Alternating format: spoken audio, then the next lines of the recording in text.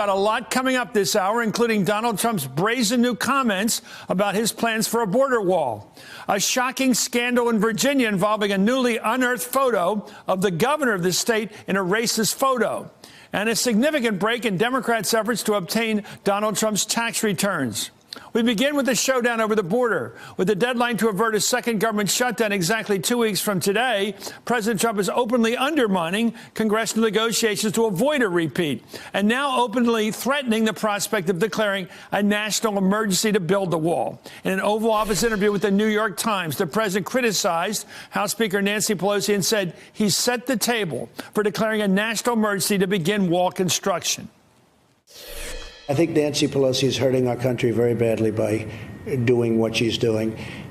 And ultimately, I think I've set the table very nicely.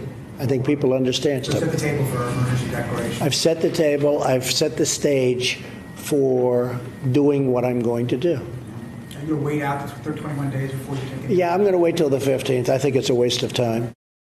Well, at the White House this morning, he echoed those comments, telling reporters he doesn't think negotiations are going to work. And he indicated he's likely to declare a national emergency to build that wall.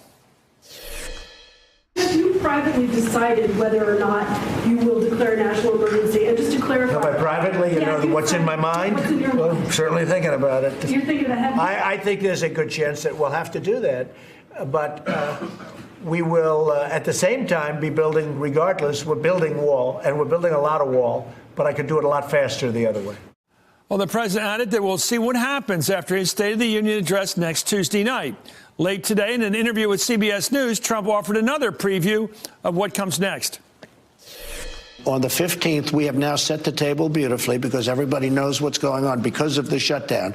People that didn't have any idea, they didn't have a clue as to what was happening, they now know exactly what's happening. I'm joined right now by Joy Reid, host of AM Joy on MSNBC, Jill Colvin, White House reporter for the Associated Press, and Carlos Corbella, former Republican congressman from Florida. Thank you all. Joy, you're first.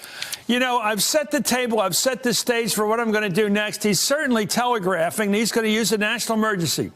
Well, you know, Chris, you know, as I watched Donald Trump today and just watching what's been going on over the last couple of weeks, it does seem like this is a president who, quite frankly, is struggling for relevancy. It's clear that the congressional leadership is working with one another to come up with a bill that Donald Trump is highly likely to sign. The one thing that the shutdown showed is just how catastrophic for the economy, for the individual financial the situations of a million Americans, for our airline industry, for public safety.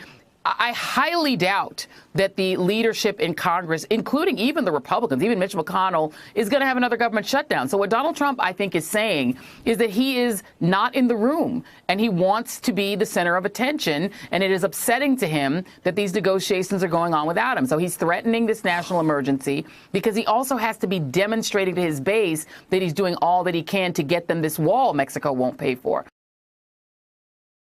The moon on this. You don't think he's going to do what he's threatening to do? I think he's going to sign whatever the members of Congress. I think you will see a bill pass that will not have a wall in it. He will sign it, and then he may go ahead and declare national emergency, and then that will trigger immediate lawsuits. But what he will have done is, number one, abuse the National Emergencies Act, which is supposed to be for real emergencies, and number two, it'll just trigger lawsuits. But he will have demonstrated to his base that he's willing to go all out for his wall.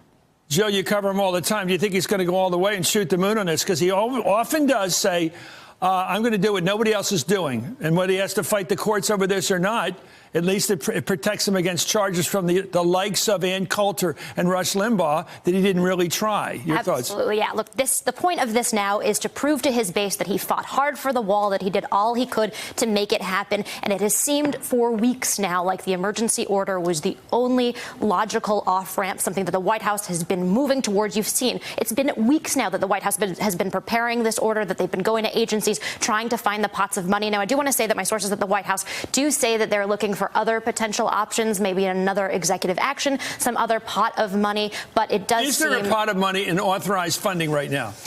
He says he's got money. Yeah, I mean, at this point, it does seem like the most realistic option for the White House is to declare a national emergency. Of course, it'll be immediately challenged in the courts. But you heard his tone there in that interview with the New York Times, basically winking, suggesting he might do it. We even heard today in one of the sprays where he suggested potentially that he might even make an announcement during the State of the Union speech. That he's going to do it.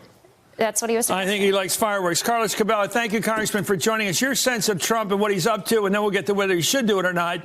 Do you think he's actually going to do, I'm declaring a national emergency like presidents do when they have to, and says, I want my wall, this is how we're going to get it?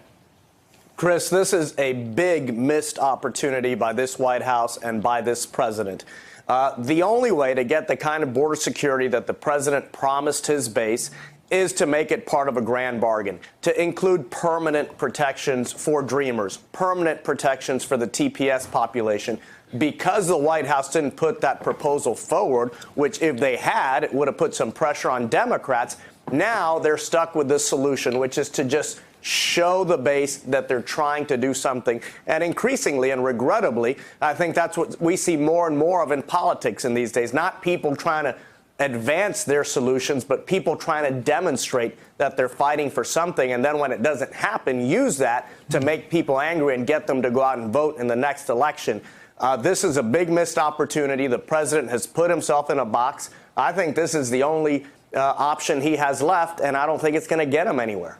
But you know the Republican politics on this, and one day, if he doesn't put the wall up, or if he gets the wall up, or a portion of it, which is a waste of money, but if he gets the money for it, even in exchange for DACA, the wild people on the right will say amnesty. He's betrayed his people. And won't they grab him for that? Any kind of compromise involves maybe not a path to citizenship immediately, but certainly DACA. Isn't he getting in trouble there with his right wing? You're right, Chris, and we tried in the last Congress to move an immigration solution, and yes, the far right, the House Freedom Caucus and others attacked that viciously, and the president is obviously very sensitive to those kinds of attacks. However, he's on the record supporting a path to citizenship for Dreamers, so what he should do, or what I would do if I was in his position, is go to those conservatives and say, look, this is the only way we're going to get the type of border security that we promised. Let's give these young immigrants an opportunity to become citizens. Let's protect the TPS population and declare a win. But that takes a lot of courage, and I don't see that happening anytime soon. Well, his interview with CBS today, President Trump was also asked about his relationship with, House Secretary. Why am I getting this confused? The House Speaker of the House, Nancy Pelosi. Here we go. You had quite the showdown with Speaker Pelosi. What did you learn about negotiating with her? Well, I think that she was very rigid, which I would expect, but I think she is very bad for our country. She knows that you need a barrier. She knows that we need border security. She wanted to win a political point. I happen to think it's very bad politics because basically she wants open borders. She doesn't mind human trafficking, or she wouldn't do this. Well, Joy, here we are with pure politics. Mano a mano, him against the Speaker of the House. She's tougher than he ever thought. That's all BS, he said. I know she's tough. He had no idea how tough she is. She's saying it's an immorality to build part of this wall. Well, I think that's an interesting statement, but it's almost like unconditional surrender in World War II. I'm not giving up an inch. When you say immorality, where is this going to land? And you said he's going to end up signing whatever deal there is. What looks to you like a deal at this point? What choice does he have? I mean, the reality is... What is the deal going to be if Pelosi says, the Speaker says, not an inch of wall? It will be not an inch of wall. I mean, the reality is... What will be the compromise? The political reality for Donald Trump is that Nancy Pelosi is not Paul Ryan. She is actually a strong speaker in the Tip O'Neill school of being speaker. She has control of her caucus. Nothing with a wall in it is passing the House, full stop. So that's not going to happen. On the Senate side, with all due respect to former Congressman Carbello, nothing with what the right and the Coulter wing calls amnesty would ever pass the Senate. It would be immediately filibustered. There is no way to get anything that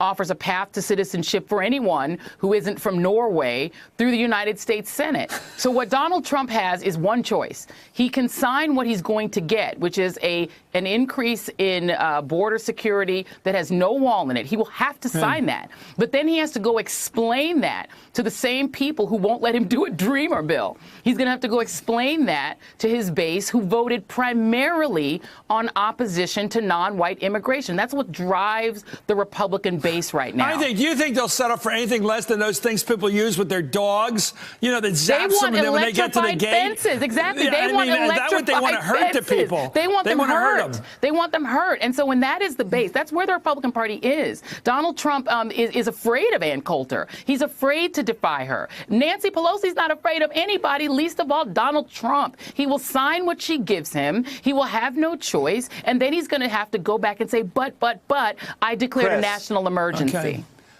Hey there, I'm Chris Hayes from MSNBC. Thanks for watching MSNBC on YouTube. If you want to keep up to date with the videos we're putting out, you can click subscribe just below me or click over on this list to see lots of other great videos.